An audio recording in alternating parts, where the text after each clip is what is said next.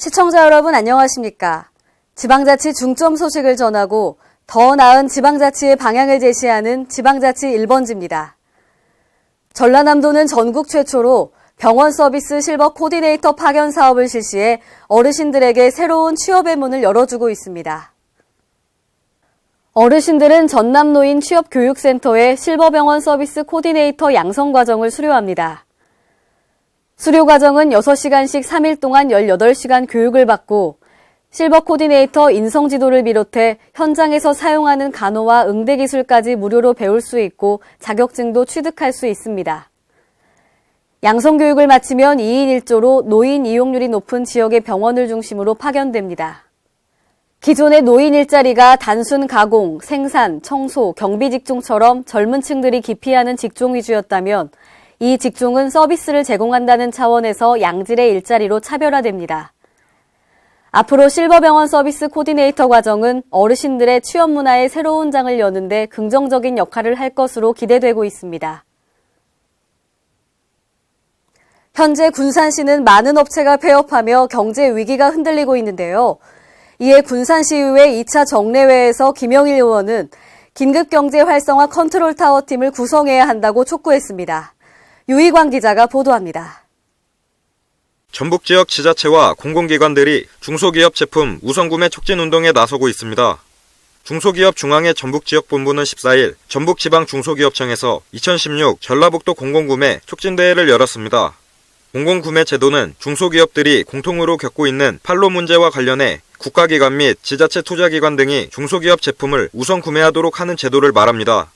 많은 중소기업을 지원하는 정책이 있지만은 여러분들이 현장에서 지금 현재 예산을 집행하는 이게 중소기업들을 진짜 도와주는 예산 없이 지원해주는 가장 큰 정책이라고 이렇게 생각하시면 됩니다. 예산을 투명히 집행한 것도 중요하지만은 우리 중소기업 지역의 중소기업 제품을 구매해야 한다는 큰 목적이 있다는 거죠. 지방에서는 유일하게 전북에서만 열리는 공공구매 촉진대회는 2009년부터 현재까지 매년 열리고 있습니다. 이날 행사에서는 전북 지역 중소기업 제품 공공구매 확대를 통한 판로 지원 등 구매 실적 우수자에 대한 시상식이 진행됐습니다. 시상식에 이어 공공기관 및 지자체 참석자들과 중소기업 관계자의 공공구매 제도에 관한 개선 방안이 논의됐으며 중소기업인들의 공공구매 제도에 관한 관심도를 높이고 중소기업 판로 지원 성과를 높여나갈 수 있는 방안 모색의 시간을 가졌습니다. KLN 유희광입니다.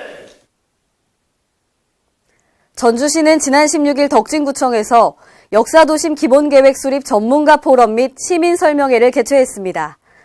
앞으로 전주시는 역사도심 기본계획안을 확정하고 한옥마을과 연계한 관광자원을 개발할 예정입니다. 김승균 기자가 보도합니다. 전북 전주시가 한옥마을 관광 효과를 극대화하기 위해 역사도심 회복에 속도를 내고 있습니다. 시는 16일 덕진구청 강당에서 관련 전문가들과 전주부성 주변에 거주하는 시민 등이 참석한 가운데 역사도심 기본계획 수립 전문가 포럼 및 시민 설명회를 개최했습니다. 역사도심 기본계획은 전주의 근대 문화유산과 풍남문, 전동성당, 객사, 전주부성 등 다양한 역사 문화 자원을 간직한 주변 지역에 보다 체계적인 보존과 관리를 위해 추진되었습니다. 이날 설명회에서 역사도심계획 연구진은 전주 역사도심은 천년 역사도시 전주의 역사적 정체성이 축적된 도시 중심지이자 전주와 전주 사람의 고유한 정체성이 발현돼 오랫동안 도시의 정체성을 지켜온 공간이다라고 설명했습니다. 역사 도심으로서 현재 구도심에 있는 4대 문화까지 관광 권역도 확대하고 또 전주의 정체성을 확보하기 위해서 지금 전주 역사도심 기본계획을 지금 초안을 마련한 상황이 되겠습니다. 한편 시는 이날 설명회에서 제시된 전문가 및 시민들의 의견을 반영한 역사도심 기본계획안을 확정하고 한옥마을과 연계한 관광자원을 개발할 방침입니다. 전주시 생태도시국 관계자는 전주 부성 및 주변 도심부의 역사 문화적 정체성 회복과 관광자원 확대를 위해 만전을 기하겠다고 말했습니다. KLN 김승균입니다. 남원시는 남원예천 부근 도심진의 주차 문제를 개선하기 위해 이달부터 광안북로 옆 임시주차장 조성 사업을 추진합니다. 남원시는 쌍교동 일대에 주차면수 15면 규모의 임시주차장을 조성하여 쾌적하고 편리한 주차 환경 만들기에 앞장섭니다. 이번 추진하는 임시주차장 조성 사업은 12월 말까지 추진할 계획이며 공사가 완료되면 상가 이용객들의 주차 불편 개선에 도움이 될 것으로 기대됩니다. 또한 남원시는 우선순위에 따라 공영주차장 조성 사업을 지속적으로 추진하고 있으며 2018년도에는 38억 원을 들여 남원 시내 3개소에 169면의 규모로 조성할 계획입니다. 부산광역시는 지난 12일 해운대 백스코에서 규제개혁 민관합동 토론회를 개최했습니다. 그동안 해결하지 못했던 건의과제 8건을 집중 토론하고 민관이 소통하고 협력하는 자리로 주목받았습니다. 기업체 대표와 시민, 규제개혁 관련 공무원이 함께하는 규제개혁 민관합동토론회가 열렸습니다. 올 한 해 규제개혁 성과와 보완해야 될 점을 돌아보고 해결되지 않은 건의사항을 집중 논의하기 위해서입니다. 더불어 현장에서 느끼는 시민들의 불편사항을 직접 듣고 실국장이 답변하는 자리까지 마련돼 민관이 소통하고 협력하는 자리로 주목받았습니다. 먼저 부산 연구개발특구에 청정 표면처리 집적화 단지가 입주할 수 있도록 허용해 줄 것과 건축물 대장 생성과 발급부서 일원화 등 그동안 해결되지 못했던 건의과제 8건이 집중 논의됐습니다.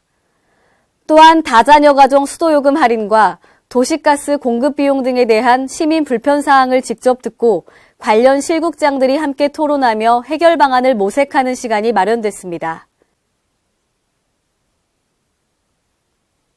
전주시가 지난 15일 자원봉사센터에서 동네복지 시범동 평가 및 개선 방안 연구 용역 최종 결과 보고회를 개최했습니다.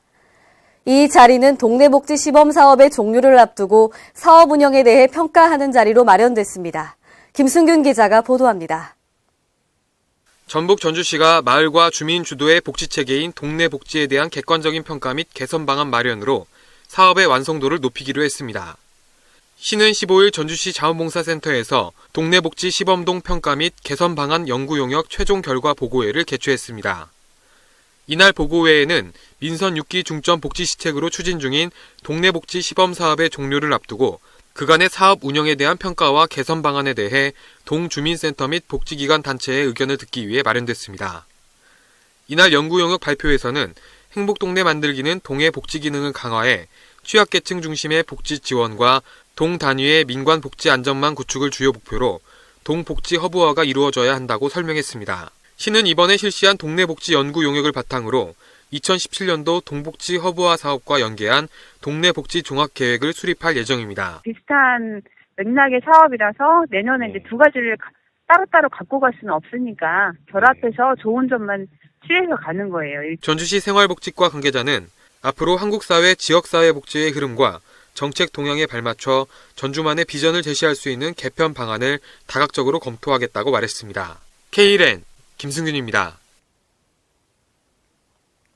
행정자치부는 지방재정 365 사용자 만족도 조사에서 만족 이상 응답을 한 응답자는 전체 응답자의 77.9%였다고 밝혔습니다. 이번 설문조사는 지방재정 365의 운영 성과를 점검하고 향후 서비스 품질 개선에 반영하고자 실시됐습니다. 행정자치부 관계자는 지방재정 365에서 재정 정보를 투명하게 보여줌으로써 국민의 알 권리를 보장하고 지방재정의 투명성이 향상되는 계기가 됐다고 말했습니다. 행정자치부는 지난 16일 정부 서울청사에서 창의적인 조직 문화로 유명한 기관들이 모여 각자의 경험을 공유하는 자리를 마련했습니다. 이날 포럼에서는 구성원의 창의적인 아이디어를 조직의 성과로 연결시키고 있는 대기업, 스타트업, 지자체들의 사례를 발표하고 경험을 공유했습니다. 앞으로 정부는 직원의 좋은 아이디어를 실제 정책으로 구현하는 노력을 강화할 전망입니다. 이상으로 지방자치 1번지를 마칩니다. 시청해주신 여러분 고맙습니다.